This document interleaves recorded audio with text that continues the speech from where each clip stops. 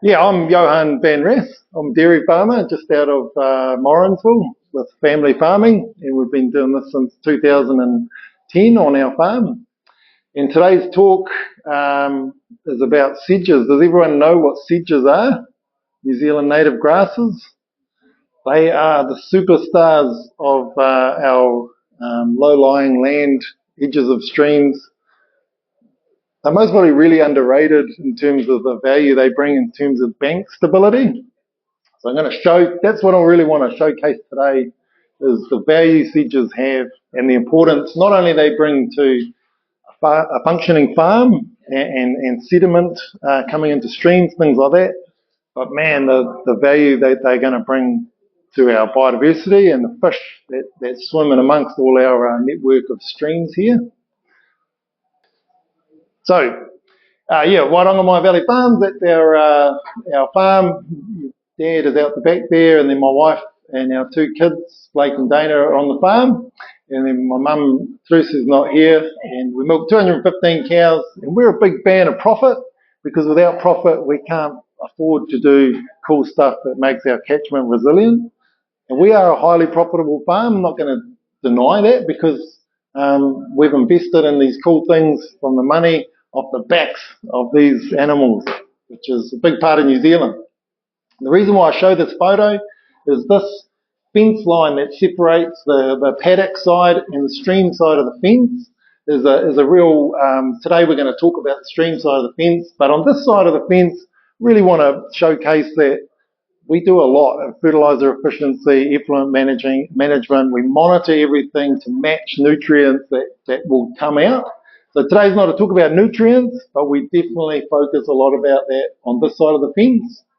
So let's talk about the stream side of the fence. Catchment context is always a really good place to start with this sort of stuff. And this is the two rivers, the Piako River and the Waiho River that end up in the Hauraki Gulf. And it's made up of a network of streams that are made up from a very big, wide-ranging industry. And I don't know what part you guys are all from, but you'll all be in this area somewhere. And our little red dot over here, that's our farm. So although what we're doing on farm is awesome, and when people come to have a look, they're quite inspired, it's only a grain of sand really in a network of streams that we need to impact. And then we're part of a sub-catchment called the Waiharakiki, and the Waiharakiki flows into the Piako River and that heads out to the Hauraki. So, why is that cool?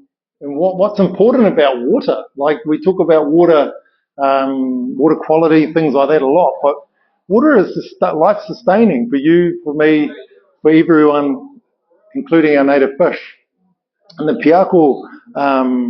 Piako catchment has a real awesome amount of our biodiversity through the whole catchment. We have real good connectivity from the hills behind here in Matamata all the way to the Piako, out to the Hauraki Gulf. And most of our fish are migratory, so they actually have to swim through our streams to get to our hotels, I call them, like the mountains, to find shade and build their families, and then they spawn back out to sea.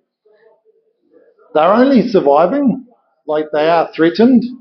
So the sedges on edges, I've coined that as a real cool terminology. Now let's start going from survive to thrive as a community, because this not only is awesome for the fish, but our community still lives like iwi love eating out of streams. It's still a really important part of their culture.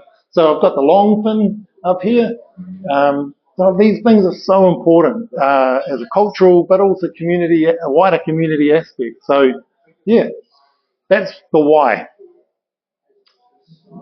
So why focus on streams? You know, like small streams, all these little ones make up 75% of the network. The entire catchment is made up mainly by small streams.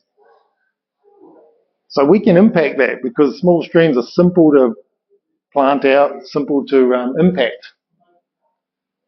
And there is a little bit of science. Sorry, don't get too technical here. I'll just try to explain it. And it is a different catchment, but this is the work I've been doing at Dairy and Dead. In headwaters, coming out of the Maungatautari mountain, we were measuring temperature coming out of the mountains, and a consistent temperature over summer, 14, 15 degrees. It's really cold. And then the oxygen, because fish, like you and I, need oxygen to live, the oxygen's quite high and stays consistent through the whole as it comes out of the mountain. You know, it doesn't change. But as it goes through a network of streams, as it flows down, and all these little networks, like that 75%, start impacting that water, it starts to heat up. Most of our streams in New Zealand and along catchments are open, exposed to sunlight. And if you drive home today, look out your window, you're going to see lots of streams filled with willow weed and different types of weeds that are just heating the water, exposed to the sun. And then with those weeds, they suck up oxygen at night. During the day, they're bringing oxygen into to the water, but at night, no sunlight, they take it out and they go below bottom line. So most fish, yes, they're surviving, but they're only surviving in the cool areas where there's enough cool water and enough oxygen. This is our stream, the Tipaninga. I have two streams, or our family has two streams. This is the Tipaninga, and this is another one out the back of the farm. And all I wanted to highlight here is that this one has sedges on edges. This one does too, but the sedges are a year behind or 2 years behind here. They're not quite achieving that shade yet. And they're on the exact same angle, pretty close, and full of weeds, you know. But this is just common sense sort of stuff. And then what's happening is council, these are managed streams, so they spray these out. That layer of willow weed breaks down, creates another layer of sludge, and then 10 years' time you've got to pull out that sludge, which I'll show you in a minute.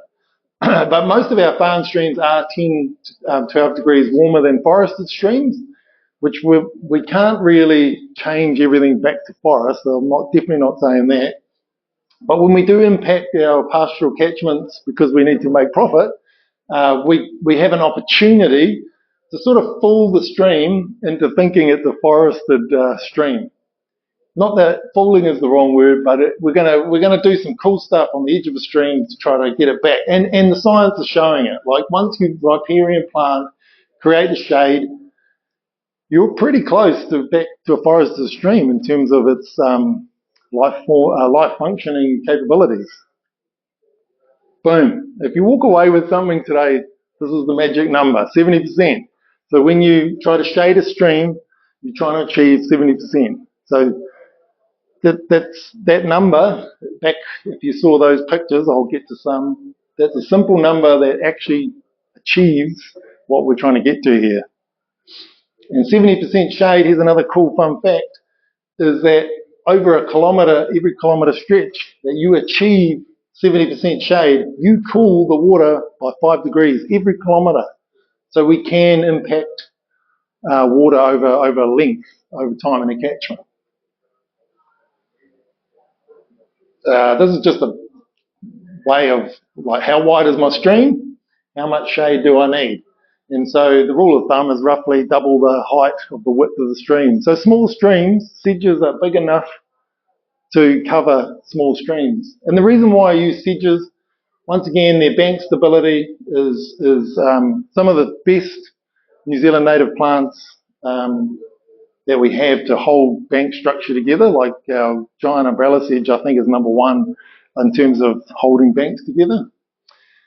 But the other one, improved habitat for our native species, and then it does bring in bird life and other things over time. So our story, here we go. This is when we first sort of came on the farm. This is that image, same stream as you saw right at the start. You can see the fence is falling down. It's sorry, the thing's not that clear, but it's full of weeds. You can only see a little patch of water. This is summer because look, the kids are in bare feet, and they got their hats on because Dad told them to, and it's not good. And then winter, the weeds are gone like most times because it's just cooler. They've got their gumboots on, they've got their jerseys on because they listen to Dad, and we've started to fence it off better than what we bought the farm at. Boom, council came along, cleared it out. You can sort of see the heaps of sludges along here. that they cleaned out that weed. And that's when the family, we said, oh, there's got to be a better way. Let's plug in some, this process is missing just one step. Sedges, so simple. So we plugged in a sedge every 0.5 of a metre and got it to where it is today. How long did it take to get to 3 years. 3 years. And I've been eDNA sampling this stream, the Tepaninga. And before we knew it was the Tepaninga stream, because the community starts coming in, Ngāti Hoa has been really starting to get a little bit more relationship building with Ngāti Hoa. Is awesome. And so Tepaninga, we found out, is now called the stop. It used to be a thoroughfare maybe where they would have walked through, stopped at Tepaninga, got themselves a feed, and then carried on. And so we've been sampling that stream now for a few years. We've only ever found short fin eels, which is short fins like it hot and dirty.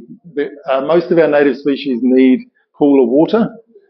That thing is a torrent fish, and that turned up only 3 weeks ago. WRC did a fish survey in our stream, and it's the first time within 3 years they've ever seen torrent fish in that area. So it's starting, we've built a hotel, they're coming. And our fish are amazing because they can actually sense there's better water over here.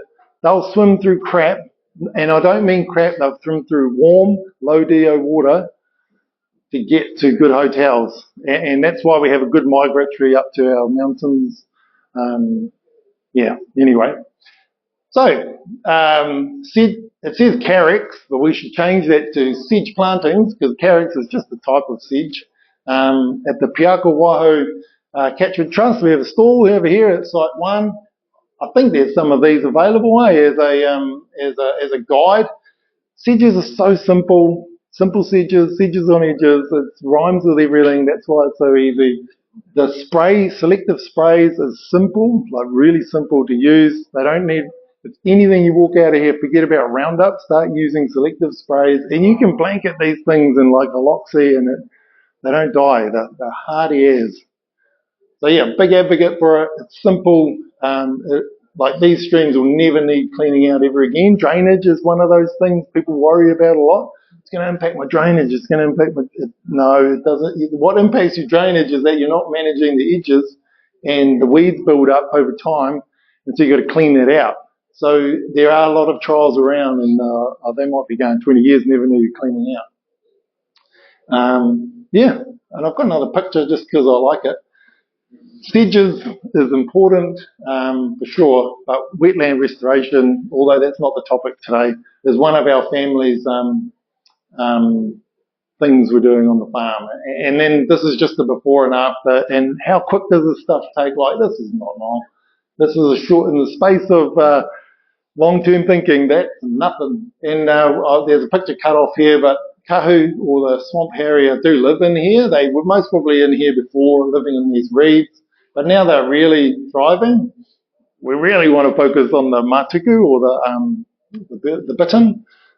So we're creating wetland restorations to try to encourage more birds. But fish are important because those are, what are they, apex predators? So they'll be going in there and smashing all the fish. So we've got to create that fish habitat before we start seeing that other stuff. So that's sedges on edges. Thank you.